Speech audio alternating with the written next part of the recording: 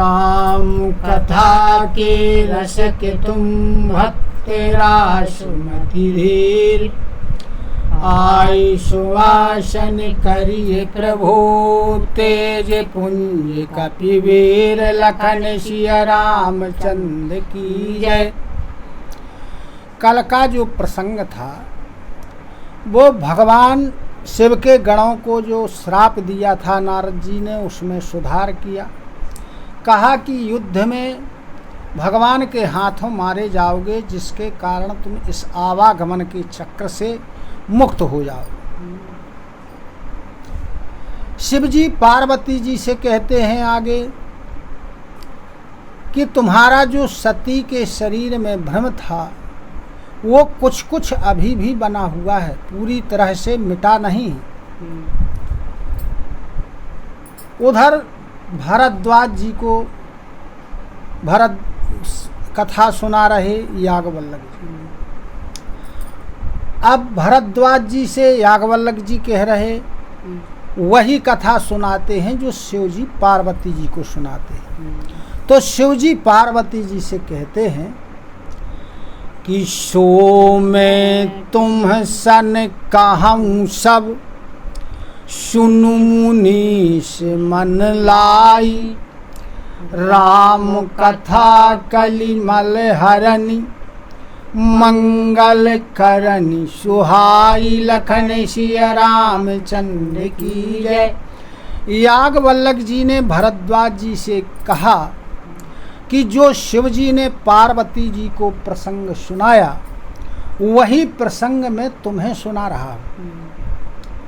अब तुम मन लगा करके इसको सुनना, क्योंकि जो भगवान की कथा है यह कलयुग के समस्त प्रकार के कष्टों को, पापों को नष्ट करने वाली है और बड़ी सुंदर है और मंगल का करने वाली है, मंगल करती है। अब शिव जी कहते हैं कि स्वयं भूमनु अरु सतरूपा। जिन्हते भे नर सृष्टि अनुपा। दंपति धर्म आचरणनी का। अजहूँ गाओ श्रुति जिन्ह कैली का।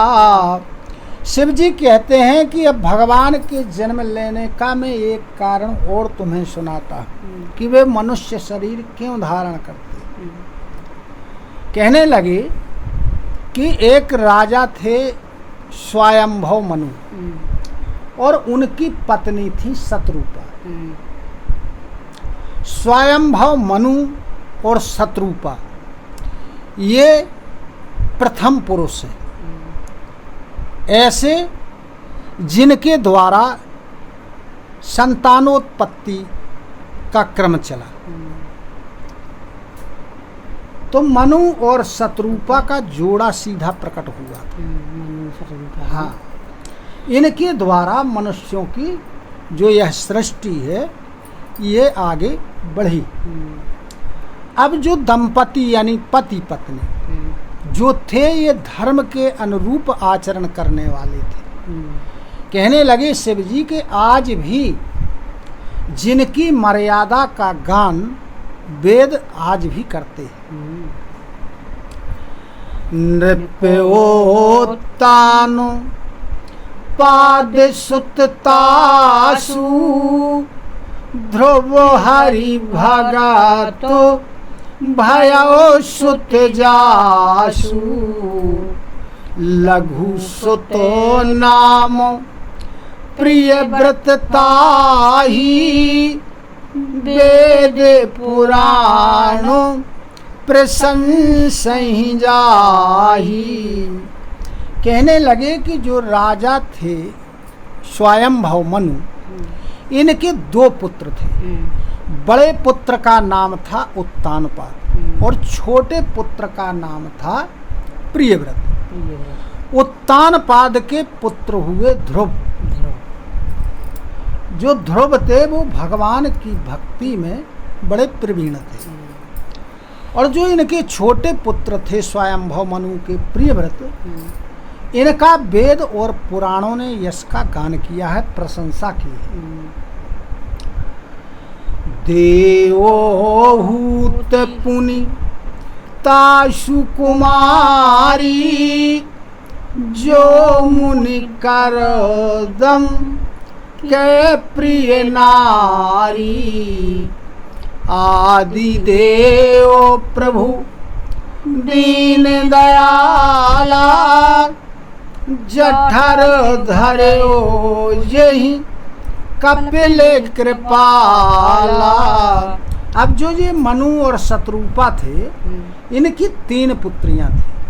एक का नाम था आकुति, एक का देवहूति और एक का प्रसूति। 3 पुत्रियां थीं। तो जो देवहूति पुत्री थी, इनका विवाह कर्दम ऋषि के साथ हुआ था।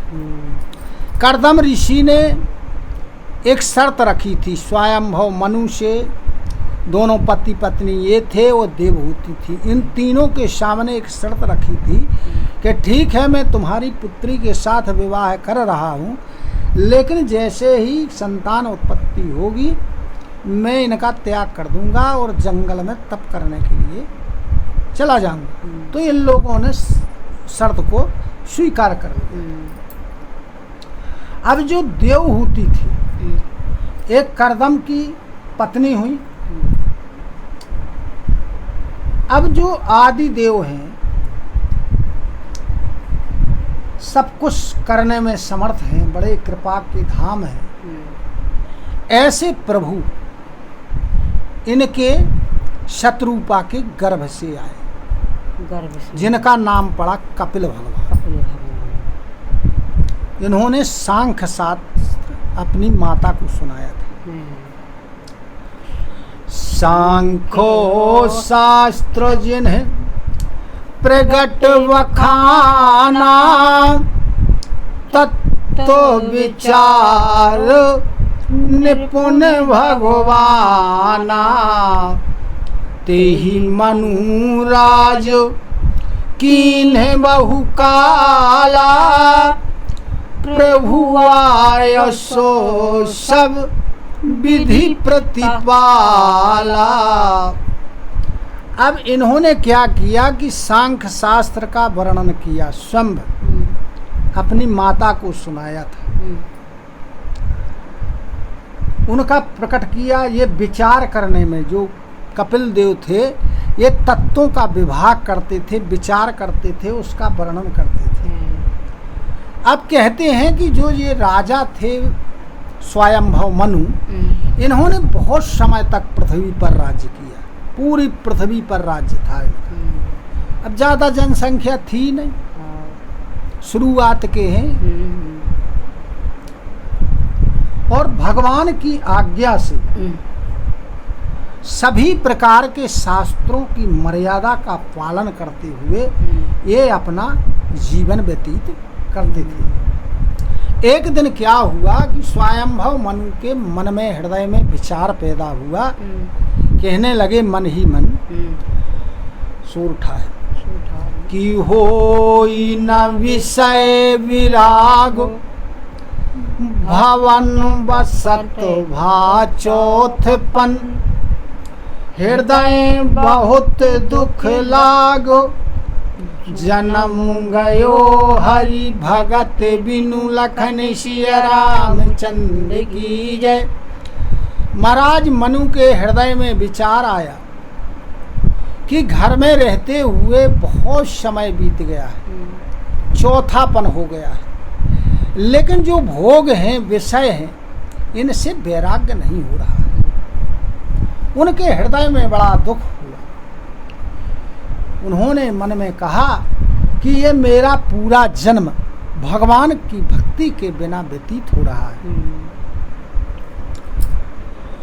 बरवसो राज सुतहि तव दीना, नारी समेत गवन वन कीन्हा, तीरथोवर नैमिष विख्याता अति पुनीत साधक सिद्धिदाता।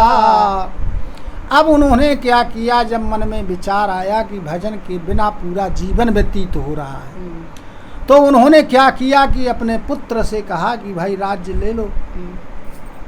लेकिन वो तैयार नहीं हुए। जबरदस्ती इन्होंने अपने बड़े पुत्र को राज्य दिया और राज्य दे करके अपनी पत्नी शतरूपा के सहित और कहाँ वन को चले गए। वन में जाकर के उन्होंने क्या किया कि जो तीर्थों में सबसे श्रेष्ठ तीर्थ है नैमिषारण, वह नैमिषारण कैसा है? नैमिषारण में जो लोग तप करते हैं या साधना करते हैं उसकी सिद्धि वहाँ शीघ्र ही प्राप्त हो जाती है। हाँ। बसही तहा मुनि सिद्ध समाजा तहाँ ही है हरसी चलो मनुराजा। पंथो जातो सोहहि मति धीरा ज्ञान भगति जनु धरे शरीरा। वहाँ क्या होता है, नैमिषारण में जो सिद्ध लोग हैं, मुनि लोग हैं, तपस्वी लोग हैं, इनके समूह के समूह, झुंड के झुंड वहाँ रहते हैं और भगवान का भजन करते हैं। वहाँ के लिए बड़े प्रसन्न मन से हर्षित होकर के मनु अपनी पत्नी के साथ चल दिए।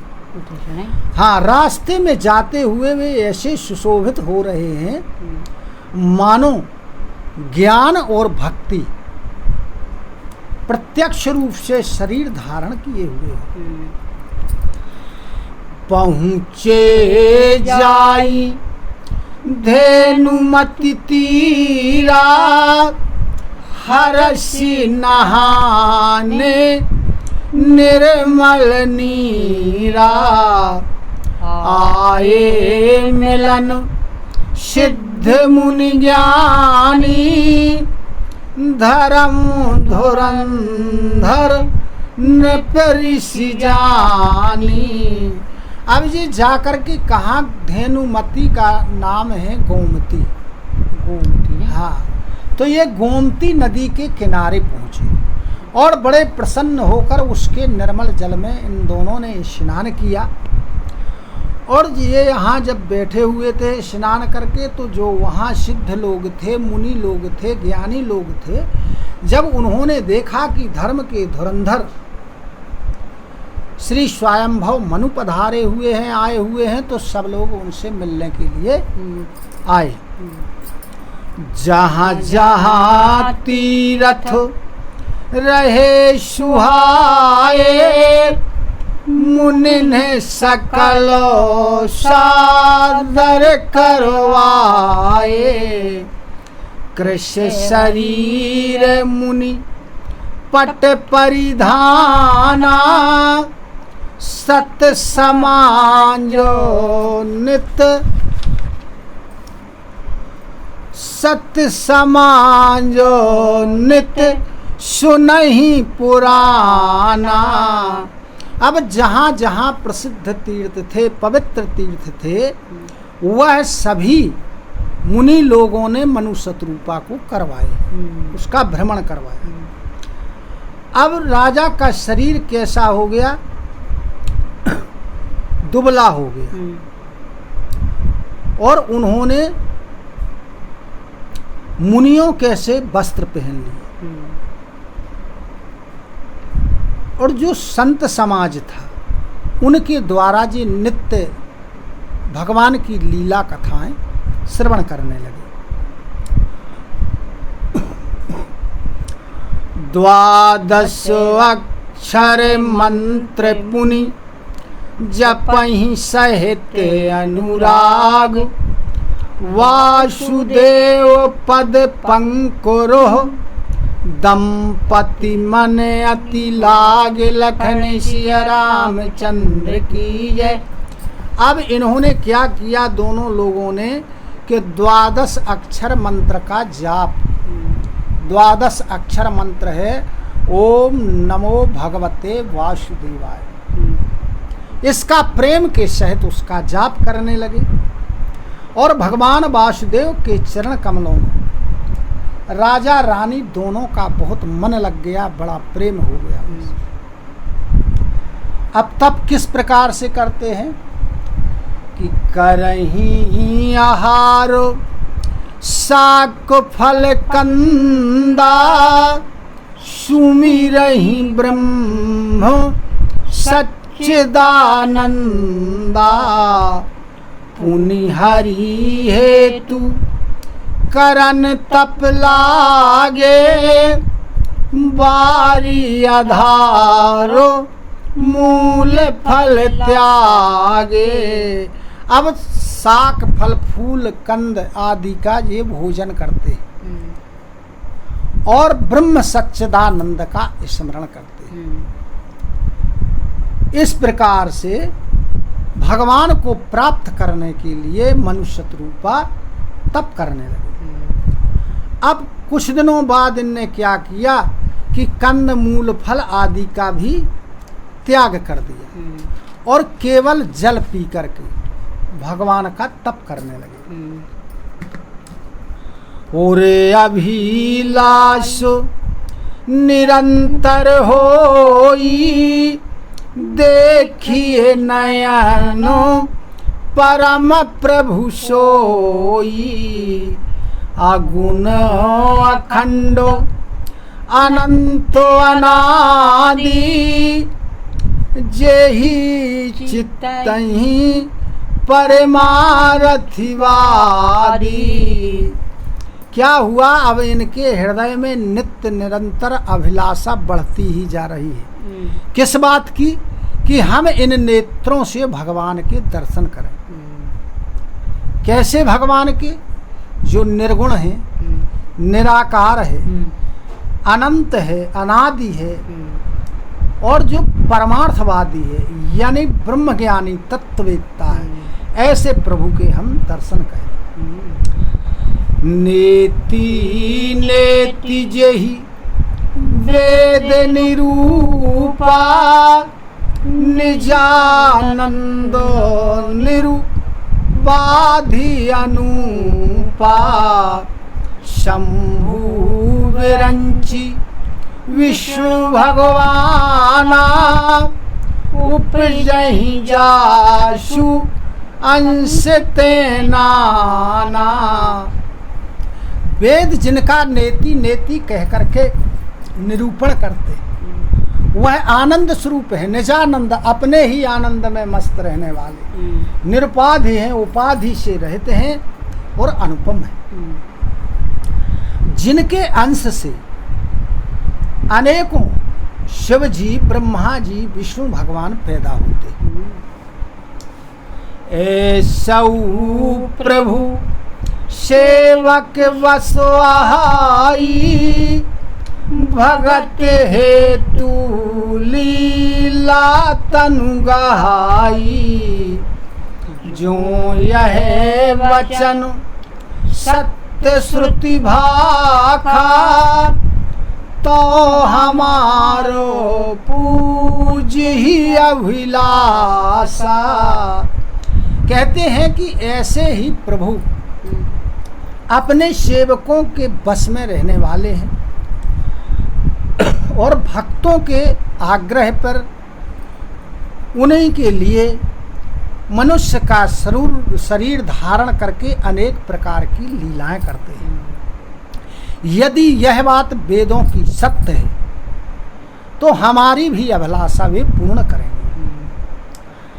यही विधि बीते वर्ष 60 सहस्वारी आहार संवत 7 सहस्त्र पुनि रहे समीर आधार लखन सिया रामचंद्र की जय।